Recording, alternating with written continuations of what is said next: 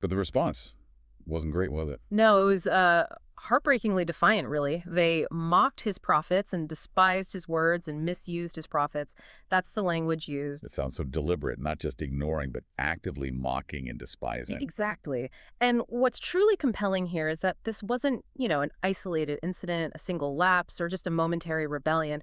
The texts emphasize the cumulative nature of it. It was a prolonged systemic pattern of spiritual disregard, of unfaithfulness. And it eventually reached this critical tipping point where, as the scripture starkly puts it, there was no healing. No healing.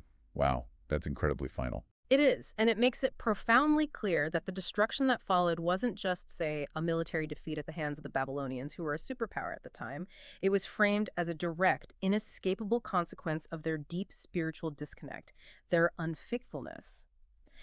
It's a powerful reminder, I think, that patterns of neglect, whether in a community, a business, or even, personal habits that can accumulate. And there comes a point where these systemic issues lead to profound, unavoidable consequences. That no healing isn't about, like, arbitrary divine vengeance. It's more about the natural, inevitable outcome of a spiritual system pushed far, far beyond its limits. And the consequences were, well, you said it, devastation. Yeah. Absolute and horrifying. The scriptures paint this vivid, chilling picture. Nebuchadnezzar, the king of Babylon, comes up against Jerusalem. He mercilessly carries off to Babylon those who escape the sword. He strips the city, seizes all the precious utensils from the house of Jehovah, things we'll talk more about later, and then Mhm. the city itself is utterly razed. The house of the true God burned to the ground. The wall of Jerusalem torn down, its fortifications shattered. All its fortified towers burned with fire, just reduced to ashes. And truly, everything of value was destroyed. Can you just imagine the sheer scale of that loss? It's not just homes and livelihoods, it's the heart of their worship, their defenses, their collective treasures. Total annihilation, like a societal reset button pressed by, well, divine decree as they saw it. Indeed. The destruction was so thorough, so absolute, that the very land itself became desolate.